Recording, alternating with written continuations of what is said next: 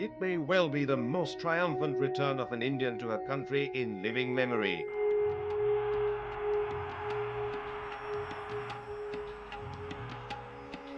And the city echoed the sentiment of the entire nation.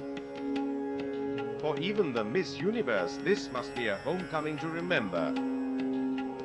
New Delhi, whose suburbs indulgently saw a young college girl transform into Miss India and then Miss Universe, gave her an unbridled and tumultuous welcome.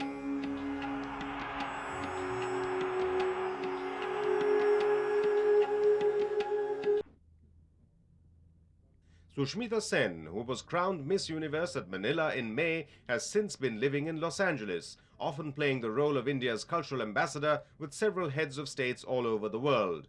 And during her brief visit to her country, she met the Prime Minister, Mr. P.V. Narasimha Rao, and the President, Mr. Shankar Dayal Sharma. The by now fabled smile and the ready wit were very much in evidence at the press conference in one of Delhi's leading five-star hotels, where the Miss Universe, in her customary articulate manner, answered queries regarding herself and her role as a beauty queen. And let me assure you that a beauty queen today does a lot of work which actually influences a lot of people.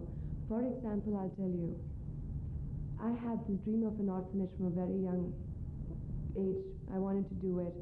There was a time when I wanted this opportunity to have a stand, a position to come and speak my way of thinking and stuff. Nobody gave me an opportunity. Nobody did. It's a fact. But today everybody gives me that opportunity because I'm a beauty queen. However, it was the procession through New Delhi's diplomatic enclave that was to add the touch of fairy tales to the story of her homecoming. Thousands of the capital's citizens, including hundreds of school children, lined both sides of Shantipat as the Miss Universe rode along in a carriage escorted by 7 horsemen. And Sushmita, attired in a sequined cream-colored robe, was at her charming best, waving to her frenzied fans and throwing stems of roses at them. It is this charm that Sushmita has used to spread her message of goodwill. And as her whirlwind trip to the country came to an end, it was this charm again which has left in its wake a mesmerized following, chanting the refrain of this popular song as a magic mantra.